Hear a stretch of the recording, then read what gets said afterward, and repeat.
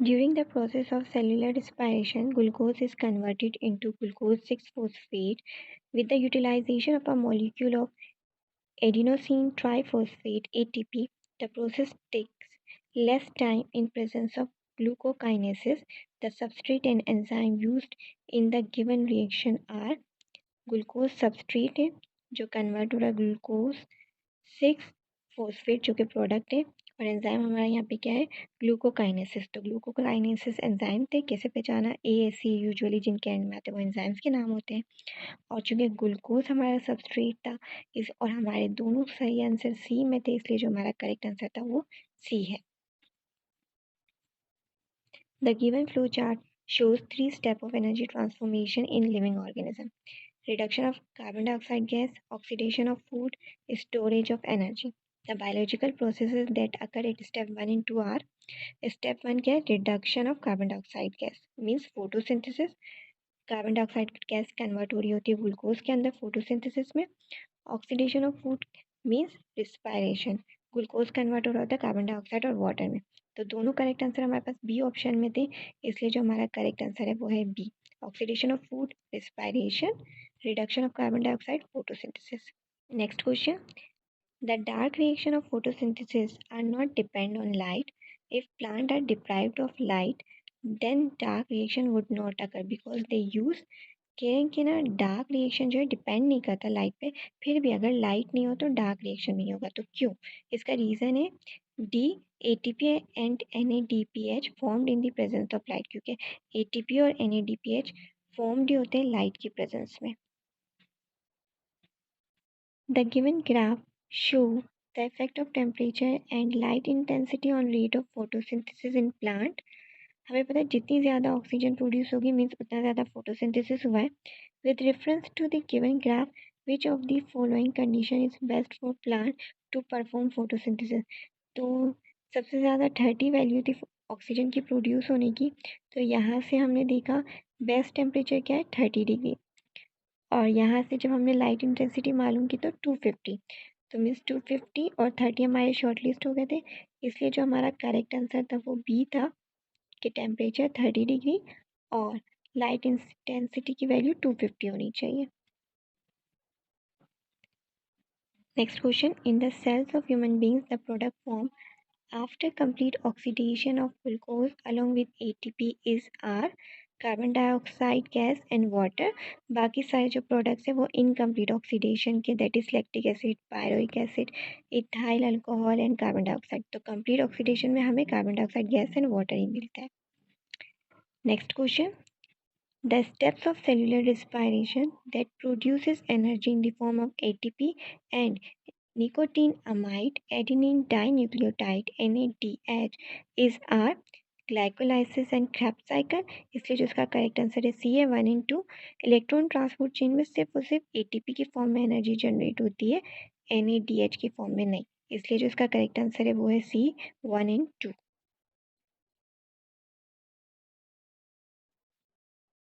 The given diagram illustrates the chemical structure of adenosine triphosphate ATP, which label part of ATP provides energy when broken। हमें पता है जब inorganic phosphate के दरमियान जो bond है वो ब्रेक होता है, दैट इज 3, तब जो है हमें एनर्जी रिलीज मिलती है। जब ATP रिएक्ट करता है वाटर के साथ, इनऑर्गेनिक फोस्फेट रिलीज करता है तो एनर्जी भी रिलीज होती है, इसलिए जो इसका करेक्ट आंसर है वो है सी। The reduction of nicotine amide adenine dinucleotide phosphate, that is NADP plus, takes place during the light reaction of photosynthesis by gaining 2 electrons and 1 hydrogen ion। ये इसका करेक्ट आंसर है। Next question, the similarity between aerobic and anaerobic respiration is occurrence of oxidation and reduction reaction। चूँकि complete oxidation of glucose तो सिर्फ aerobic respiration में होता है, anaerobic में नहीं होता। दोनों इक्वल अमाउंट ऑफ एनर्जी भी जनरेट नहीं करते, एरोबिक में ज़्यादा एनर्जी रिलीज होती है या जनरेट होती है as compare to anaerobic. Involvement of mitochondria in reaction, वो भी एरोबिक रेस्पायरेशन में होता है, एनारोबिक रेस्पायरेशन में माइटोकॉन्ड्रिया इन्वॉल्व नहीं होता है, इसलिए जो इसका करेक्ट आंसर था D, occurrence of oxidation and reduction reaction. When a molecule of adenosine diphosphate react with water, it gives adenosine monophosphate and inorganic phosphate. Inorganic phosphate मिलता हमें हाइड्रोजन गैस नहीं, तो ए और बी रॉन्ग हो गए थे। सी और डी में से हमें चूज करना था। जब डाइफॉस्फेट 1 फॉस्फेट लूज करेगा तो हमें मोनोफॉस्फेट मिलेगा, इसलिए जो इसका करेक्ट आंसर है वो है adenosine monophosphate and inorganic phosphate. Next question, how many water molecules are involved in light dependent reaction to produce two oxygen molecules by the end of photosynthesis?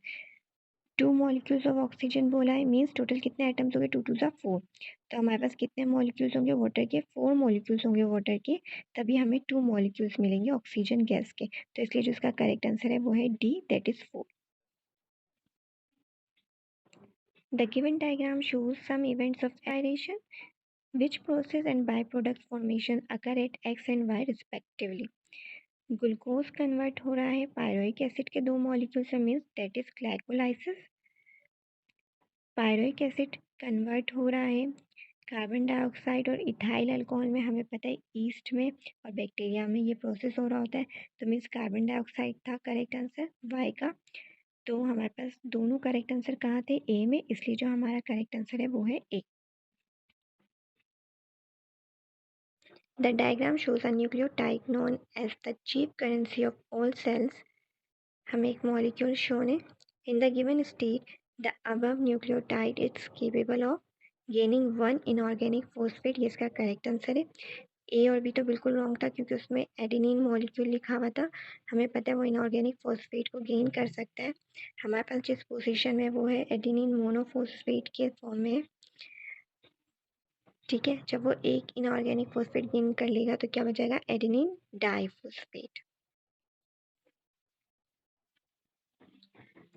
Which of the following is the final step of cellular respiration? Correct answer है B, synthesis of ATP molecule. Breakdown of carbon dioxide नहीं होती। हमें पता है cellular respiration का जो product होता है उसमें हमें कार्बन डाइऑक्साइड मिलती है, मीन्स जनरेट होती है या फॉर्म्ड होती है। Conversion of NAD into NADH भी रॉन्ग है। NADH लास्ट स्टेप में कन्वर्ट होता है NAD में। फॉर्मेशन ऑफ पायरोइक एसिड तो आपको पता होगा ग्लाइकोलाइसिस में होता है, जो कि फर्स्ट स्टेप है, तो इसलिए जो इसका करेक्ट आंसर था वो बी था, सिंथेसिस ऑफ एटीपी मॉलिक्यूल, जो इलेक्ट्रॉन ट्रांसपोर्ट चेन में होता है। फाइनल स्टेप में सारे NADH जो है वो कन्वर्ट हो रहे होते हैं NAD में और ATP जनरेट कर रहे होते हैं।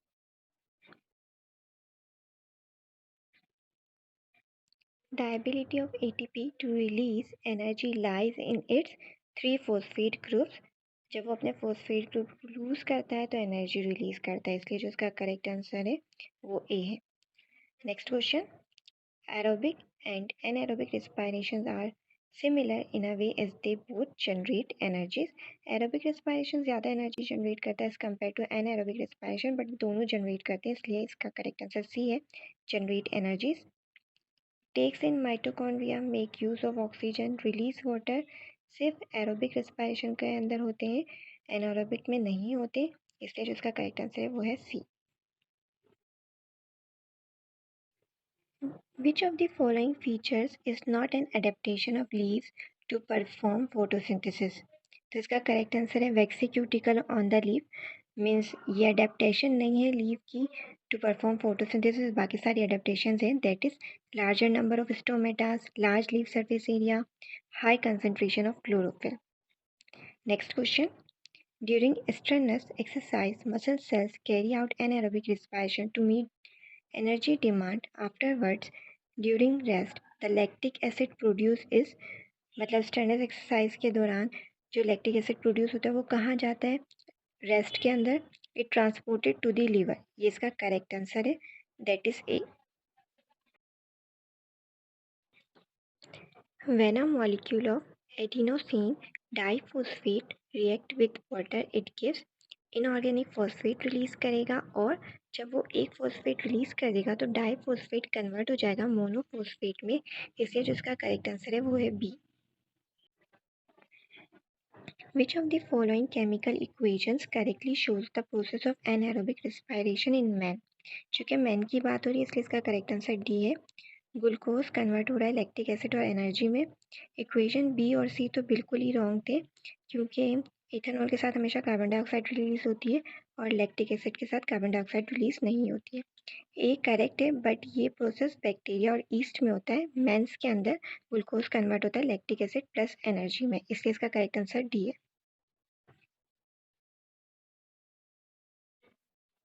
Which of the following is the final step of cellular respiration? इसका करेक्ट आंसर है B, synthesis of ATP molecules. हमें पता है इलेक्ट्रॉन ट्रांसपोर्ट चेन में एंड में हमें सब एटीपी मॉलिक्यूल्स मिलते हैं, फाइनल स्टेप में हमें एटीपी मॉलिक्यूल्स मिलते हैं, इसलिए इसका करेक्ट आंसर बी है। Formation of pyruvic acid first step है। Conversion of NAD into NADH ये रॉन्ग है, अपोजिट होता है NADH से। NAD बनता है फाइनल स्टेप में। ब्रेकडाउन ऑफ कार्बन डाइऑक्साइड भी रॉन्ग है, कार्बन डाइऑक्साइड ब्रेकडाउन नहीं होती है, जनरेट होती है। Which of the following diagrams correctly represents the energy molecules of the light and dark reactions of photosynthesis? ADP convert होता है ATP में और NADP कन्वर्ट होता है NADPH के अंदर, तो ये इसका करेक्ट है, इसलिए इसका करेक्ट आंसर बी है। यहाँ पे जो आपको ये तो सही दिख रहा है ADP कन्वर्ट हो रहा है ATP में, बट यहाँ पे कह रहे हैं NADPH कन्वर्ट हो रहा है NADP में, तो ये रॉन्ग हो गया, ये सेकंड वाले की वजह से ही गलत हो गया। यहाँ पे कह रहे हैं ATP कन्वर्ट हो रहा है ADP में, तो ये इस वजह से रॉन्ग हो गया। और यहाँ पे तो दोनों ही जो सर्कल्स है वो रॉन्ग है, बाकी सब सही था डायग्राम में, जस्ट हमें अंदर से चेक करना था कौन सा करेक्ट है कौन सा रॉन्ग है। Next question, aerobic and anaerobic respirations are similar in a way as both generates energy, ये इसका करेक्ट आंसर है। make use of oxygen takes place in mitochondria, releases water, ये सब एरोबिक रिस्पायरेशन का पार्ट है, anaerobic respiration का part नहीं है। दोनों जनरेट करते हैं एनर्जी, एरोबिक रिस्पायरेशन में ज़्यादा एनर्जी जनरेट होती है और एनएरोबिक में कम जनरेट होती है, एनएरोबिक रिस्पायरेशन में एनर्जी, बट दोनों जनरेट करते हैं एनर्जी, इसलिए इसका करेक्ट आंसर डी है।